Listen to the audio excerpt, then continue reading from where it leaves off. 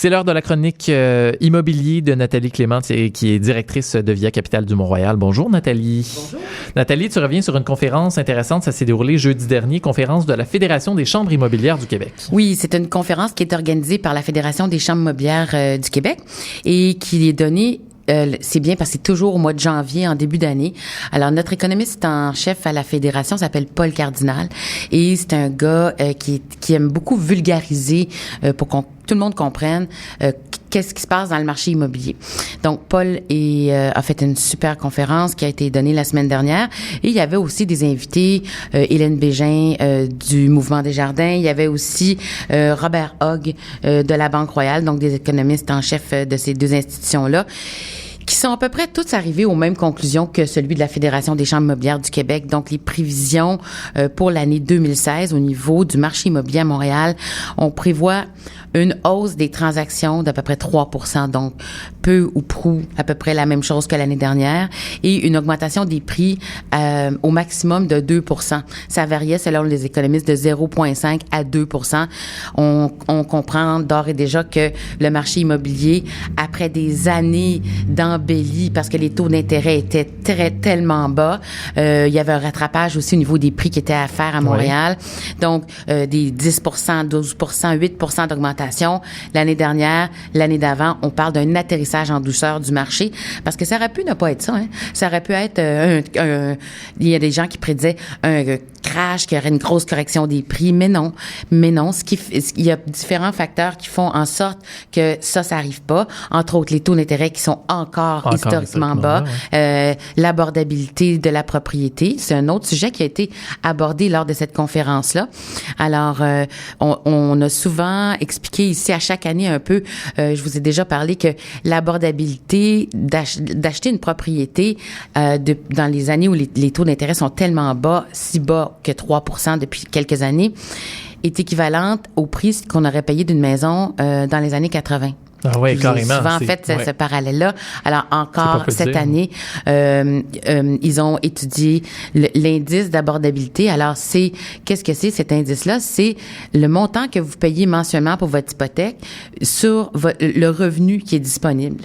Alors par exemple, je vais vous donner une idée. À Vancouver, les ménages disposent de 62% de leur revenu sert à rembourser leur hypothèque. 62%? Oui. À Toronto, c'est 41%.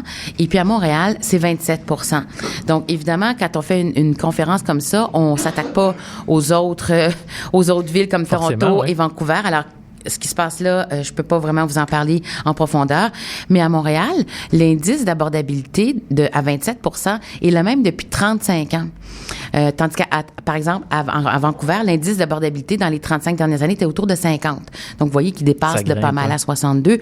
Mais nous autres, on est dans la moyenne historique depuis 35 ans.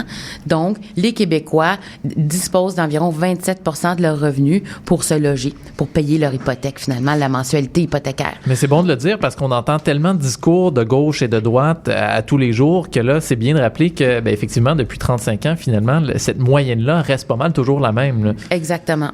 Alors ça, et vous savez, moi, ça fait 30 ans que je suis dans le milieu et qu'on me dit, et les gens me disent, je sais pas si je vais acheter, je sais pas si les prix vont s'apprécier, je sais pas si je fais une bonne affaire. Je peux vous dire une chose, une grande vérité depuis 30 ans que je constate.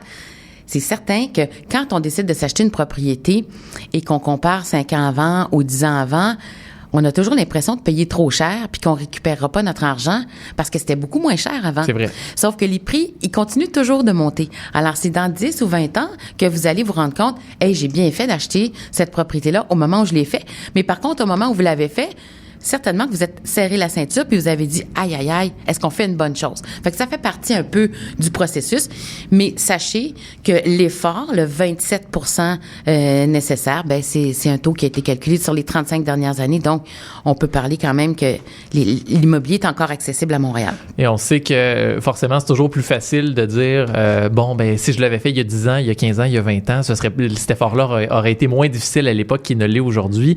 Mais bon, forcément, comme on peut pas remonter remonter dans le passé, ben on regarde la situation d'aujourd'hui et force est de constater que en ce moment, le marché est à notre avantage. Ça Tout à fait. Et puis, une autre chose qu'on a regardé dans cette conférence-là, c'est la surconstruction des condos à Montréal.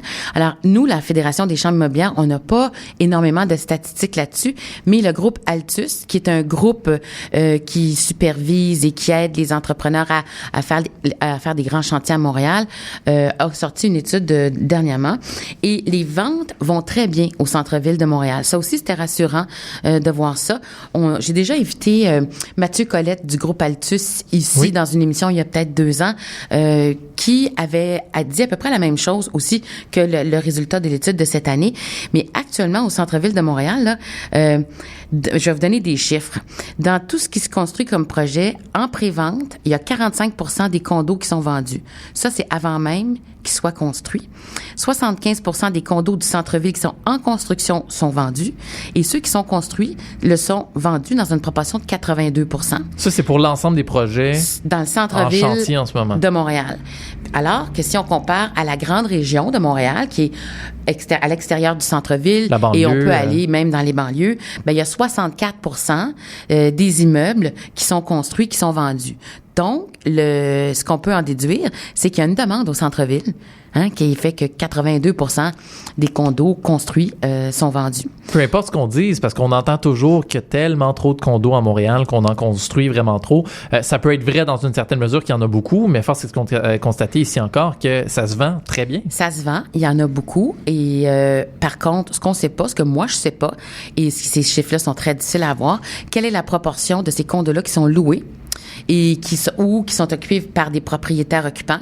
Alors, ça c'est le petit indice entre parenthèses, spéculation, qu'un jour, on verra peut-être avoir plus de renseignements là-dessus. Je sais que la SCHL a fait des études là-dessus à l'automne, mais c'est pas évident d'avoir, dans ces chiffres-là, on en a déjà parlé ici à une émission d'ailleurs à l'automne. Donc, ça c'est à surveiller, mais selon moi, ça a l'air d'aller relativement bien. Le pendant négatif de cette bonne nouvelle-là, si vous voulez, ben c'est évident que dans certains quartiers tout près du centre-ville, si vous avez un condo qui est pas nécessairement au goût du jour, et puis que un acheteur le compare à quelque chose de neuf, éclatant, avec tout le choix des matériaux qu'il pourra avoir au moment où il va en faire l'acquisition, ben vous êtes mieux d'être compétitif dans votre prix si vous voulez attirer cet acheteur-là, ce qui signifie à la revente, dans les quartiers très près du centre-ville, une pression à la baisse sur les prix. Ah non, effectivement, parce que quand on a l'embarras du choix comme acheteur, c'est sûr que si on a le choix pour un même prix entre un condo qui est flambant neuf et un condo qui a 7-8 ans, qui n'est pas nécessairement, comme tu le dis, à notre goût, ben là, la décision est plus facile à prendre. Tout à fait. Nathalie Clément, directrice de Via Capitale du Mont-Royal, merci de nous avoir éclairés ce matin. Ça m'a fait plaisir. Bonne journée.